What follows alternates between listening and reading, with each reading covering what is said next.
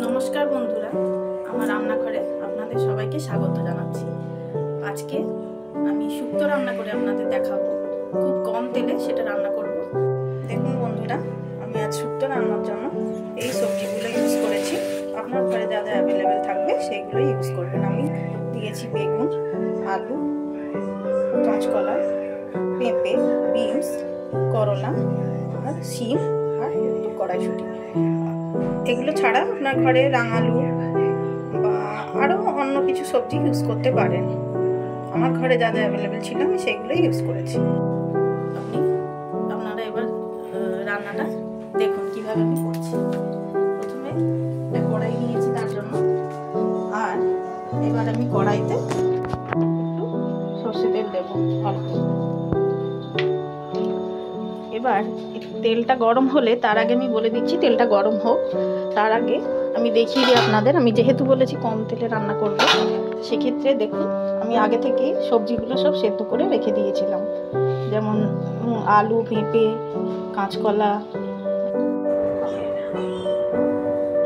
দেখুন বন্ধুরা, আমি একটা বাটির মধ্যে আদা, 5 ফোড়ন, কালো সর্ষে, সাদা সর্ষে আর রাঁধুনি দিয়ে জল দিয়ে ভিজিয়ে একটু পেস্ট করে রাখবো। বেগুন, বিনস, কড়াইশুঁটি সব সেদ্ধ করে আমি রেখেছি, আর বাকি এই করলা আর বড়িটা আমি ভেজে রেখেছি। আর মশলার মধ্যে আমি বাটা মশলায় আপনাদের আগেই দেখিয়েছিলাম, আমি 5 ফোড়ন, সাদা জিরে, সাদা সর্ষে, কালো সর্ষে আর একটু রাঁধুনি আমি দিয়েছিলাম।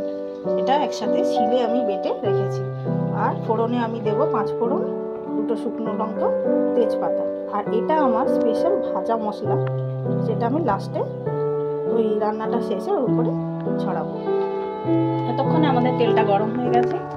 এবার দেখুন আমি এই গরম তেলে 5 ফোড়ন,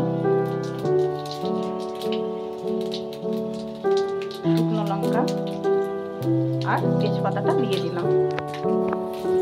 দিয়ে মশলাটা এবার একটু ভাজা ভাজা হওয়ার অবধি অপেক্ষা করবো আমি। এবার এটা ভাজা হয়ে গেছে, দেখতেই পাচ্ছেন। এবার আমি এই বাটা মশলাটা এর উপরে দিয়ে দেব।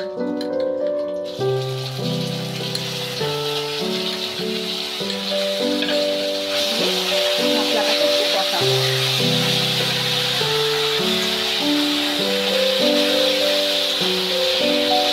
শুক্তো রান্নায় হলুদ ইউজ করা হয় না, সেক্ষেত্রে আমি হলুদ দেব না।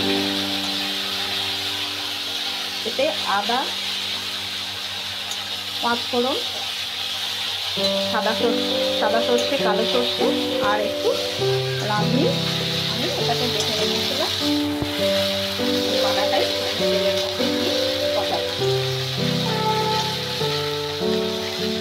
এই মশলাটা কখনো বেশিক্ষণ লাগে না, হয়ে যাবে। আদাটা যা একটু ভাজা ভাজা সেন্ট উঠলে হয়ে যাবে। মশলাটা ভাজা ভাজা হয়ে গেছে। এরই ওপরে আমি এই সেদ্ধ করা সবজিটা ঢেলে দেবো। একটু নাড়াচাড়া করে দেবো, আর তাতে অল্প আর একটু জল দিয়ে দেবো।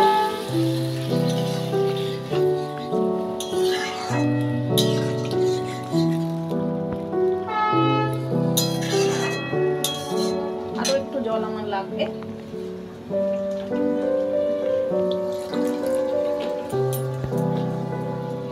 এর মধ্যে আর একটু জল আমি অ্যাড করে দিই।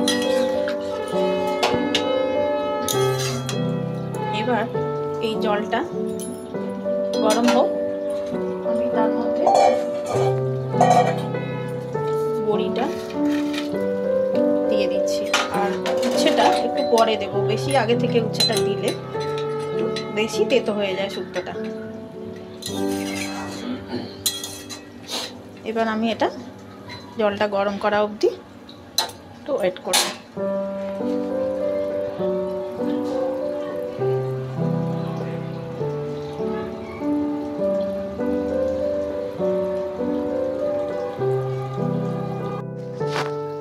জলটা গরম হয়ে ফুটতে আরম্ভ করেছে।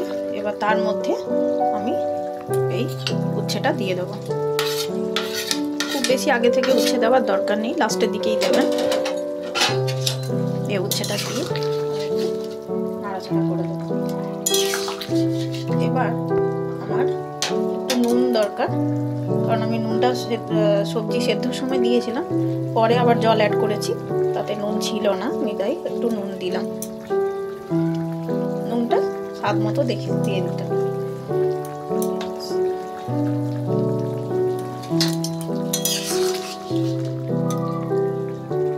এবার এই সময় আপনারা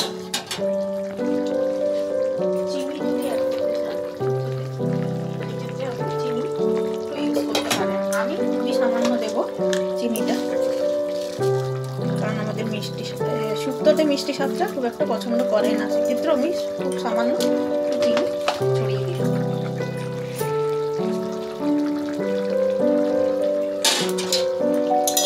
এবার আমার শুক্তো মোটামুটি রেডি হয়ে এসছে।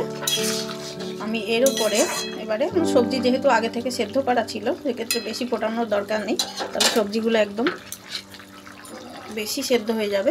এরপর এই যে ভাজা মশলাটা, এটা তেজপাতা, 5 ফোড়ন, শুকনো লঙ্কা, গোটা ধনে, গোটা জিরে রোস্ট করে আমি মিক্সিতে গ্রাইন্ড করে রেখেছিলাম। এটা আমার থাকে, এই ভাজা মশলাটা আমি শুক্তোতে ইউজ করি।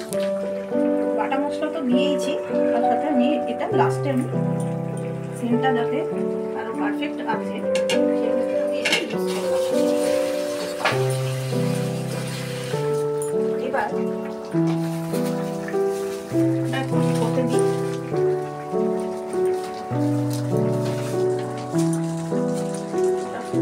এবার আমি লাস্টে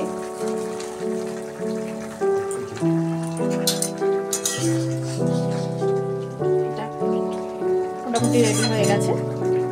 এবার আমি সব শেষে এই যে ঘি দেখতে পাচ্ছেন, এটা আমার বাড়ির বানানো ঘি, এই ঘিটা আমি ওপর থেকে জাস্ট ছড়িয়ে দেবো, দিয়ে আমি গ্যাসটা সুইচ অফ করে দেবো।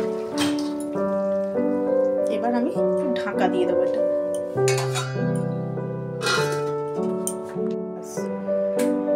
দেখুন বন্ধুরা, আমাদের শুক্তো এবারে একদম রেডি হয়ে গেছে খাওয়ার জন্য।